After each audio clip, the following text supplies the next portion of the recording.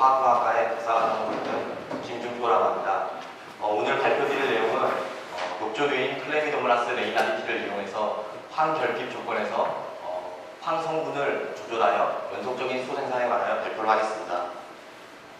먼저 제가 사용한 준주는 클레미도모나스 레이나리티 유텍스 90이라는 준주로서 두 개의 플라젤라를 가지고 있고 녹조류이기 때문에 어떠한 광합성 시스템을 가지고 있습니다. 그래서 이러한 광합성 시스템을 이용해서 우리가 수 생산을 하게 되는데, 먼저 호기 조건일 때는 CO2를 빛에 의해서 고정하여서 탄소원으로 이용하는 그런 시스템을 가지고 있고, 그 다음에 이제 현기 조건일 때에는 물을 빛에 의해서 분해하여서 산소와 수소로 만들어내는 그러한 준주가 되겠습니다. 그래서 먼저 광합성 시스템을 살펴보게 되면은 그 킬라코이드 멤브레인에 PS2와 PS1이 이렇게 박혀 있고요. 그 다음에 이제 빛을 받아서 이 빛을 PS2에서 물을 분해하면서 전자를 생산해내게 됩니다. 그래서 이 전자가 이렇게 플라스토키논이나 사이토크롬, 플라스토사이아닌 등을 이용해서 전달이 되고, 다시 PS1에서 액티베이션 된 다음에 페리독신에서 NADPH를 만들고, 그 다음에 프로톤이 이렇게 루멘으로 흘러들어와서 프로톤 모티브 포스에 의해서 ADP가 ATP로 전환돼서 세포가 생겨나는 그러한 시스템이 광합성 시스템이고요. 근데 이제 이 조건에서 현기 조건이 됐을 때에는 이 하이드로게네이즈가 유도가 되게 됩니다. 그래서 이 하이드로게네이즈는 광합성에 의해서 전달된 전자를 이 NADPH로 만들지 않고 페리독신에서 전자를 받아서 수소로 생산해내는 그러한 효소가 되게 돼 있는데요. 이게 이제 문제점이 뭐냐면, 그 물을 분해할 때 나오는 산소가 이 하이드로게네이즈 효소에 아주 그 치명적인 영향을 주어서 데미지를 주게 됩니다. 그래서 이 공정을 두 개로 분리해 하는 공정이 개발되었는데, 그게 바로 황결핍 조건을 이용한 것입니다. 배지 내에서 황이 부족하게 되면은 이 PS2가 블로킹되어서 산소가 결과적으로는 감소하게 되는 시스템인데요. 그래서 이 PS2는 보통 메티오닌과 시스테인으로 구성되어 있는데, 황성분이 부족하게 되면은 이 메시오닌과 시스테인이 만들어지지 않아서 PS2가 결과적으로는 블로킹되고 산소의 발생률이 줄어들게 됩니다. 그것이 이제 다른 연구팀에서 실험을 해서 나타낸 결과인데요. 이게 광합성을 하면서 발생하는 산소의 양은 시간의 지남에 따라서 점점 줄어들게 돼 있고, 그 다음에 호흡에 의해서 산소가 소모되는 양은 이렇게 일정하게 유지가 되는데, 이 황결핍 조건 이후에 이제 24시간 정도가 지나게 되면은 이 곡선이 역전이 되게 됩니다. 그래서 이 조건이 지나면서 에어로빅 컨디션에서 어네어로빅 컨디션으로 전환이 되면서 하이드로게네이즈 효소가 유도가 되고, 그 하이드로게네이즈 효소가 수소를 발생하게 되는 그런 시스템을 저희가 이용을 하였습니다. 그래서 반응 시스템을 살펴보게 되면은, 먼저 원 스테이지에서 저희들이 준주를 배양하고, 그 다음에 이제 이 배양된 준주를 황결핍을 시키게 됩니다. 황결핍을 시키는 그러한 방법은 황성분이 모두 소모된 그러한 배지를 여러 번 워싱시켜서 워싱한 다음에 다시 이제 강한 빛 조건에서 배양을 하게 되면은 수소가 발생되는 그러한 시스템입니다. 그리고 먼저 저희가 황결핍 됐을 때 모폴로지를 살펴보게 되면은 변화가 있게 되는데요. 일반적으로 노말셀은 약 10마이크로미터의 직경을 가지고 있는데, 황결핍 된 후에 20시간 정도가 지나게 되면은 약 10배 정도 이렇게 커지게 됩니다. 그래서 이거는 이제 안에 분석을 해보게 되면은 스타치를 많이 축적하게 되는데, 이 황결핍 조건이라는 것이 워낙 극한 상황이기 때문에 세포가 생존을 위해서 어떠한 서브스트레이트를 이 안쪽에 세포 내부에 축적을 하지 않았느냐, 그 다음에 이제 다시 시간이 더 황결핍 후에 시간이 지나게 되면은 이제 세포가 쪼그라들게 되는데요. 그것은 이제 이 안에 있는 내부 기질들을 다 소모하여서 점점 크기가 작아지는 것으로 확인이 되었습니다. 그래서 저희가 이러한 시스템을 가지고 개발했던 것은 연속공정 설페이트를 조절하여서 연속공정 수소 생산을 개발하였습니다. 먼저 설페이트에 의한 효과를 보게 되면은 황결핍 이후에 설페이트를 0에서부터 120 마이크로몰을 다시 재첨가해주게 됩니다. 재첨가해 주었을 때 시간이 저희 같은 경우는 30시간 정도부터 수소가 생산이 되게 되었는데요. 이 이 앞에 시간이 아까 말씀드렸던 에어로빅에서 어네어로빅으로 전환되는 그 시간이고요. 그 시간이 지나면 다니면 이제 완전히 현기 상태가 돼서 다시 하이드로게네이즈가 유도가 되고 수소가 생산되는 그러한 그래프입니다.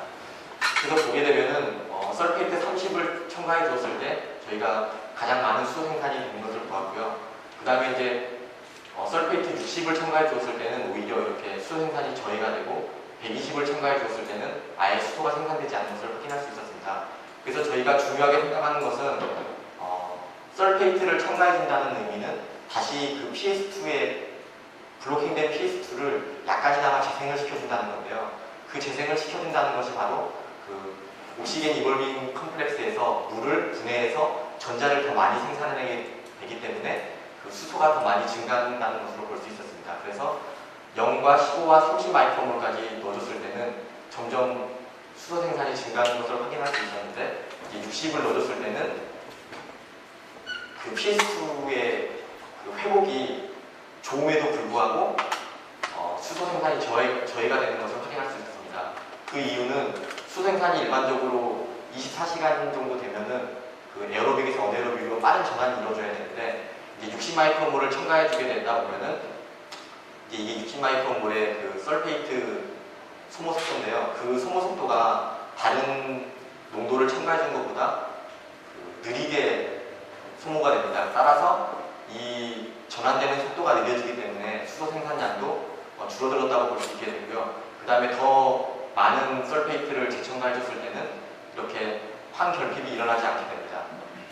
그렇기 때문에 어느 일정한 그 최적의 황 농도가 존재한다는 것을 저희가 확인하였고요. 그 다음에 이제 보시게 되면은 저희가 이제 이걸로 연속 생산을 개발했는데 황 성분을 재첨가해줬을 때 이제 일정 시간 후에 다시 황을 재첨가해주게 됩니다. 그거는 이제 PS2를 다시 복구시키고 그 다음에 이제 시간이 지남에 따라 PS2가 복구되면서 이제 디그레데이션이 일어나고요. 다시 이제 설페이트를 넣어주게 되면 다시 PS2가 복구돼서 다시 이제 그 나오는 전자를 이용해서 수소를 생산하게 되고 이제 그러한 방법을 저희가 4차례 4번 사이클을 실험을 한 결과입니다. 그래서 이거와 같은 결과도 아까 그 설페이트의 영향에 따라서 30 마이크로몰 설페이트를 재첨가했을 때 가장 효율이 증가하는 것을 확인할 수 있었습니다. 그래서 이제 보게 되면은 근데 이제 문제점은 그 설페이트를 재첨가해줄 때 저희가 기대했던 것은 이제 이렇게 양이 유지가 되는 것을 기대했었는데요. 그 이유를 살펴봤더니 시간이 지남에 따라서 초기 첨가해준 클로로필 농도가 시간이 지남에 따라서 분해에 의해서 이렇게 감소되는 것을 확인할 수 있었습니다.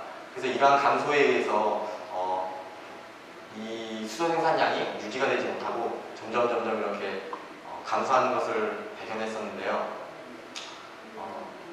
그리고 이제 저희가 또 발견한 것은 설페이트 모니터링에 의해서 그렇다면 왜 이제 60 마이크로몰이라는 설페이트를 넣어줬을 때 30 마이크로몰이라는 몰을 넣어줬을 때보다 더 많이 복구가 되고 더 많이 수소 생산이 돼야 되는데 왜 그러면 클로로필이 이렇게 다른 설페이트를 첨가해줬을 때보다 유지가 더 많이 되는데 왜 그 수소 생산량이 줄었냐를 저희가 설페이트 모니터링에 의해서 확인을 해보았습니다. 그래서 다른 농도의 설페이트를 첨가해 주었을 때는 일반적으로 2 마이크로 밀리그램 퍼 리터에 이하로 가게 되면은 황이 결핍된다고 저희가 이제 그 리미트 농도를 찾아낸 거고요. 그래서 이제 이 농도별로 다른 농도를 넣어줬을 때는 다 이하로 내려오는데 60 마이크로몰 설페이트를 넣어줬을 때는 소모 속도가 이렇게 점점 지연이 되게 됩니다. 그래서 어느 일정 농도의 다른 농도에 비해서는 더 늦게 에어로빅에서 어네어로빅으로 그 전환이 늦어지기 때문에 결과적으로는 설페이트 60을 넣어줬을 때 수소 생산량이 급감했다고 볼 수 있습니다. 그리고 이제 120 마이크로몰 넣어줬을 때는 설페이트가 일정 농도의 이하로 내려오지 않기 때문에 황 결핍 조건이 일어나지 않아서 수소 생산이 아예 일어나지 않은 것을 저희가 확인할 수 있었습니다. 그 다음에 이제 또 저희가 확인했던 것은 이렇게 수소 생산량이 계속 감소하게 되는데 그 원인은 pH 변화가 계속 일어나는 것을 확인할 수 있었습니다. 그래서 사이클이 원 사이클 두 번째, 세 번째, 네 번째 사이클로 전환됨에 따라서 이 pH 변화가 7.2에서 약 8.5까지로 계속 증가되는 것을 볼 수 있는데요. 이것은 이제 다른 연구팀에서 발표한 내용이 이 pH가 높아지면 높아질수록 어떤 하이드로게네이즈의 액티비티가 떨어지게 돼서 수소 생산이 감소한 것이 아니냐라는 그런 논문을 낸 적이 있어서 저희가 그러면 그것을 참고하여서 그 버퍼를 pH를 고정해 줄 수 있는 더 강한 헤페스 버퍼를 이용하여서 수소 생산을 진행하였습니다. 그래서 헤페스 버퍼를 첨가했을 때 이제 가장 저희가 그 효율이 좋았던 30마이크로몰 설페이트를 재첨가해 준 후에 그 pH 변화를 살펴봤더니 pH가 이렇게 7.5에서 유지가 되는 것을 확인할 수 있었고요. 그때 이제 그 수소 생산량을 살펴봤더니 헤페스를 넣어주지 않았던 컬처에서는 이렇게 지속적인 감소가 일어났고 헤페스를 넣어준 버퍼에서는 그래도 세 번째 사이클까지는 일정하게 유지되는 것을 저희가 확인할 수 있었습니다. 그래서 이 원인이 무엇이냐고 봤더니 어떤 클로로필의 영향이 클로로필의 농도가 그 헤페스를 첨가해주지 않았을 때는 이렇게 더 많은 디그레이션이 일어나고요. 그 다음에 헤페스를 첨가해 주었을 때는 그래도 그 첨가해주지 않았던 것보다는 초기 양과 이렇게 비교해 봤을 때 유지가 두 번째, 세 번째까지는 유지가 되는 것을 확인할 수 있었고요. 그 다음에 이제 결과적으로는 마지막에는 많은 디그레이션이 일어나서 세포의 활성이 어떻게 좀 사라지지 않았냐 이렇게 저희가 볼 수 있었습니다. 그래서 이제 저희가 그 경계성 평가를 해보았을 때 헤페스를 넣어주지 않은 그 컬처에서는 원배치 시스템을 이용해서는 약 1ml per 리터 아워 정도의 그 생산량을 가지고 있었는데요. 그걸 이제 헤페스를 넣어주지 않았을 때 그 연속 생산을 해보았을 때는 두 번째 사이클에서 가장 그 높은 그 수율을 가질 수 있었고, 그 다음에 이제 세 번째 그 헤페스를 넣어주었을 때 저희가 이제 경계성 평가를 해봤을 때는 배치가 약 1.05 정도 나왔고, 그 다음에 세 번째 사이클까지는 연속 생산이 가능한 것으로 저희가 확인할 수 있었습니다. 하지만 이제 그 네 번째 사이클까지 저희가 갔을 때는 굉장히 많은 세포의 활성이 떨어지기 때문에 세 번째 사이클까지는 연속 생산을 이렇게 설페이트 재첨가에 의해서 연속 생산을 하고, 그 다음에 이제 세포를 다시 리프레시 시켜가지고 연속 생산을 생산하게 되면은 싱글셀을 가지고 이제 거의 뭐 반영구적으로 컬처를 이제 배양하는 시간을 획기적으로 줄일 수 있고, 수소 생산하는 것만으로도 연속 생산을 이뤄낼 수 있는 그러한 시스템이 되겠습니다. 그래서 이제 결과적으로 말씀드리자면은 저희가 연속 생산을 할 때 가장 PS2의 복구를 도와주는 설페이트 농도가 30마이크로몰 정도 되었고, 그 다음에 이제 pH의 그 고정을 통해서 이것이 이제 어떤 수소 생산의 그 생산량이 유지될 수 있는 그런 시스템을 저희가 만들어내었습니다.